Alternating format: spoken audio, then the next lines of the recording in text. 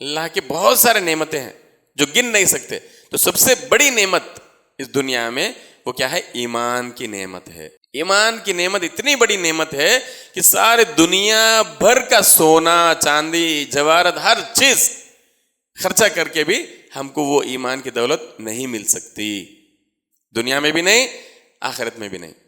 دیکھیے ہم لوگ کبھی بھی اللہ سے ہم نہیں مانگے کہ اللہ ہم کو اسلام کی دولت سے نواز، ایمان کی دولت سے نواز. ہم نے کبھی اللہ سے دعا نہیں کی. اللہ کا فضل سے اللہ تعالیٰ نے ہم کو صحیح راستہ بتایا، ہدایت دی. یہ سب سے بڑی نعمت ہے. کیوں سب سے بڑی نعمت ہے؟ کیونکہ دنیا میں جتنے بھی چیزیں ملتے ہیں، پیسہ ہو، مال ہو، دولت ہو، بنگلے، گاڑی، ہر چیز دنیا میں ہی ختم ہونے والے ہیں. کوئی دنیا سے لے جانے والا نہیں ہے ساتھ میں. ایسا کسی کو دیکھا ہم نے کہ کوئی مر گیا، کوئی مالدار ہے، بہت پیسے والا ہے، اور اس کے ساتھ جو ہے گاڑیاں گئے، بنگلہ گئے، یا پھر پیسے گئے قبر میں؟ نہیں، ایک روپیہ بھی اس کے ساتھ نہیں جاتا.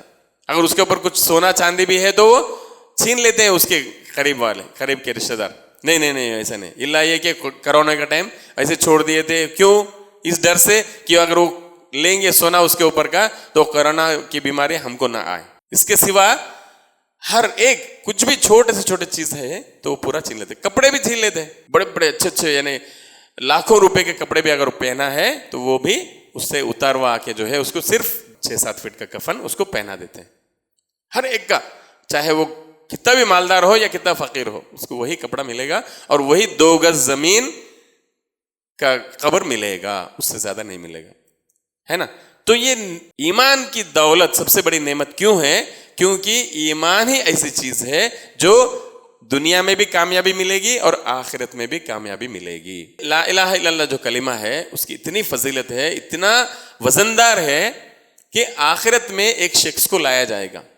قیامت کے دن ایک شخص کو لایا جائے گا، اس کے 99 دفتر پورے کے پورے جو ہے گناہوں سے بھرے ہوئے ہوں گے، پورے گناہ، ایک بھی نیکی نہیں ہے.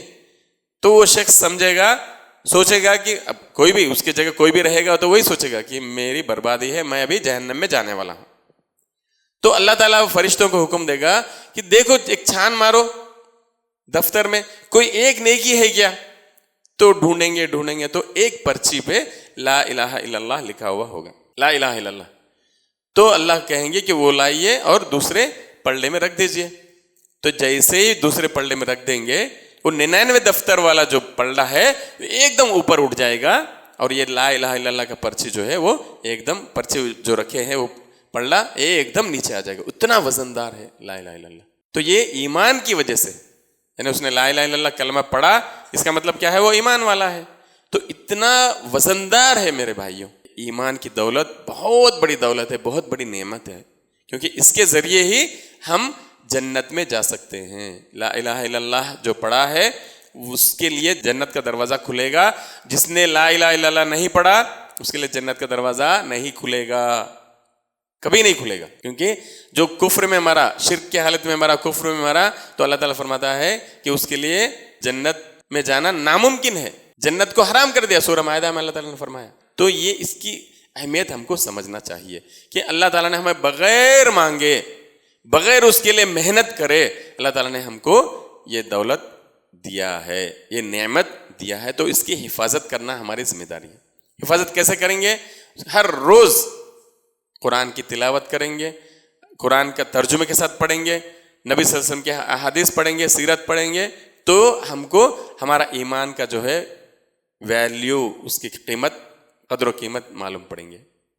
ورنہ جو ہے ہم کئی لوگوں کو دیکھیں لا الہ الا اللہ پڑھے ہیں اور وہ جو ہے دنیا میں عام لوگوں کی طرح زندگی گزار رہے ہیں. کوئی نہ نماز کی فکر ہے، نہ روزوں کی فکر ہے، یا پھر کوئی حلال حرام کے تمیز ہے، کوئی چیز کی نہیں. خالی enjoy your life, my life my rules, میری زندگی میرا رولس، میری مرضی، میری زندگی میری مرضی. لیکن اللہ تعالیٰ نے ہم کو یہ زندگی دیا ہے کس لیے؟ الذی خلق الموت والحیات لیبلوکم ایکم احسن عملا. کہ ہم نے موت کو اور زندگی کو پیدا کیا اس لیے تاکہ ہم دیکھنا چاہتے ہیں کہ تم میں سے کون بہترین عمل کرتا ہے. اس کے لیے پیدا کیا اللہ تعالیٰ نے. اور وما خلقت الجن والانس الا لیعبدون، ہم نے جنوں کو اور انسانوں کو پیدا کیا اس لیے تاکہ وہ صرف میری عبادت کرے. ہم کو پیدا کیا کس لیے؟ اللہ کی عبادت کے لیے. اور ہم کو زندگی دیا کس لیے؟ زندگی اور موت، تاکہ دیکھنا چاہتا ہے اللہ تعالیٰ ہم میں سے کون اچھے عمل کر کے جاتا ہے. اچھے عمل کر کے جائیں گے تو پاس ہو جائیں گے. ابھی بھی جو ہے 10th کے ایگزام دیے بچے، 9th کے ایگزامس بھی دیے بچے، سب ایگزامس ہو گئے، ختم ہو گئے، اب انجوائے کر رہے لوگ. اگر جس نے اچھا لکھا ہوگا، پڑھ کر لکھ کر اچھا پڑھائی کر کے ایگزام لکھا ہوگا تو کیا ہوگا؟ وہ پاس ہوگا، نیکسٹ کلاس میں پروموٹ ہوگا. جو انجوائے کیا ہوگا سال بھر، پڑھائی نہیں کی، ایسا ہی انجوائے کرتا رہا، لائٹ لیتا رہا، تو ایگزام میں کچھ بھی نہیں لکھا تو کیا ہوگا؟ وہ فیل ہو جائے گا.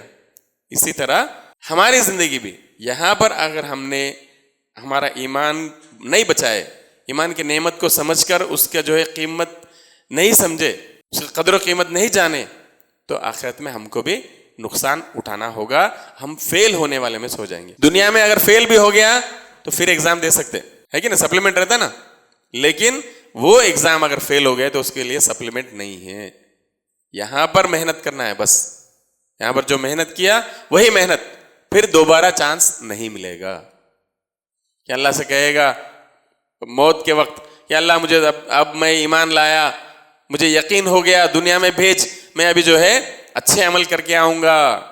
تو اللہ تعالیٰ بولے کلا، ہرگز نہیں، تم یہ جو کہہ رہے ہو صرف تمہارے زبان کی باتیں ہیں، تم دنیا میں پھر بھیجیں گے، تم پھر ویسے ہی عمل کرو گے پہلے جیسا کرتے تھے. تو یہ بہت بڑی نعمت ہے ایمان کا. تو اس کو جو ہے ہم اس کی حفاظت کرنی چاہیے اور اس کے اوپر بہت زیادہ محنت کرنی چاہیے. ایمان بڑھتا ہے اور گھٹتا ہے.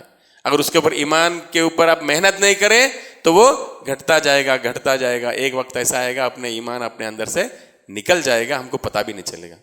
تو اس کے لیے ہم کو ہمیشہ محنت کرتے رہنا چاہیے. محنت کیسے کریں گے؟ علم حاصل کریں گے، اور جو بھی علم حاصل کیا اس کے اوپر عمل کرتے رہیں گے. اللہ کے احکام جتنے بھی ہے اس پر عمل کرنے کی کوشش کریں گے. اللہ کو وہ عمل پسند ہے جو تھوڑے ہو لیکن مستقل ہو، کنٹینیوس ہو. ہم جو بھی ٹوٹی پھوٹی عبادتیں کرتے ہیں وہ کنٹینیوس کریں، کم سے کم 5 وقت فرض نمازیں، اس کے بعد حلال چیزیں کرنا، حرام چیزوں سے بچنا. تو یہ چیزیں کرتے رہیں گے، اور قرآن کی تلاوت کرنا، ترجمہ پڑھ لینا، تو یہ کریں گے تو ہمارا ایمان بچا رہے گا، ورنہ ہمارے دل سے نکل جائے گا. آج پرفتن دور ہے، آج کا دور میں اور آنے والا دور اور خراب ہوگا اور برا ہوگا کہ ہم اپنے ایمان پہ چلنا بھی مشکل ہو جائے گا. آج بھی ویسے مشکل ہے لیکن اتنا نہیں ہے یہاں پر، دوسری جگہ پہ ہے. تو مسلمان ہو تم، اس لیے تم پر مصیبتیں آئیں گے، پرابلمس کریٹ کریں گے، آپ کو ماریں گے، پیٹیں گے، سمجھے. تو اگر ہمارا ایمان مضبوط ہے تو ہم جب بھی ڈٹ کر رہ سکتے، جس طرح سے بلال رضی اللہ عنہ ڈٹ کے تھے. پتا ہے نا، ان کو جو ہے تپتی ہوئی ریت پر ننگے بدن سلائے تھے، گرم گرم ریت لٹا کر اوپر جو ہے بہت بڑا پتھر رکھ دیا. اور کون رکھے؟ مکہ کے مشرکین، قریش. کیوں؟ کیونکہ بلال رضی اللہ عنہ کلمہ پڑھے تھے، مسلمان ہوئے تھے، اور کہہ رہے تھے کہ تم جو ہے پھر جاؤ اس دین سے، دین اسلام سے پھر جاؤ. پہلے جو عبادت کرتے تھے ہمارے مورتیوں کی، اس کی پھر واپس ادھر ہی آ جاؤ.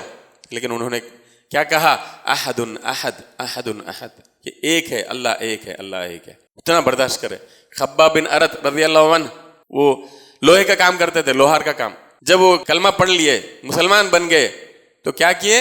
لوہا جو ہے گرم کر کر سلاخ پیٹ پر جو ہے داغ دیے، گرم گرم کوئلے بچھا دیے، اس کے اوپر ان کو لٹا دیا.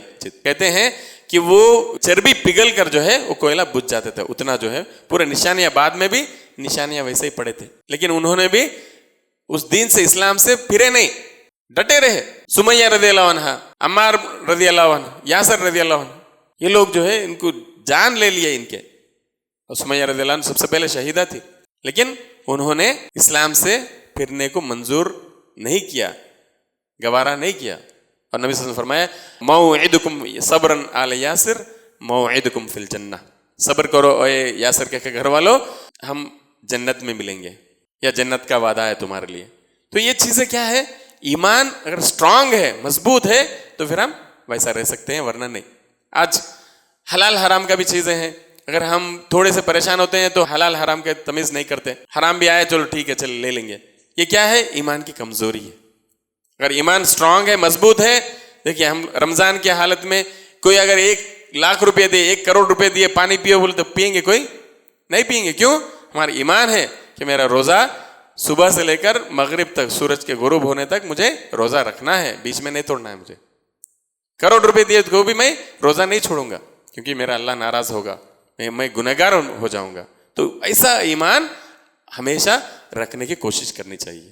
روزے کا مقصد ہی تقوی پرہیزگاری بڑھنا ہے، تو ہمارا ایمان بھی جو ہے اس کی حفاظت کرنی چاہیے. اس کے بعد جو ہے اللہ تعالیٰ نے قرآن میں بہت سارے جگہوں پر اپنے نعمتوں کا شمار کیے ہیں.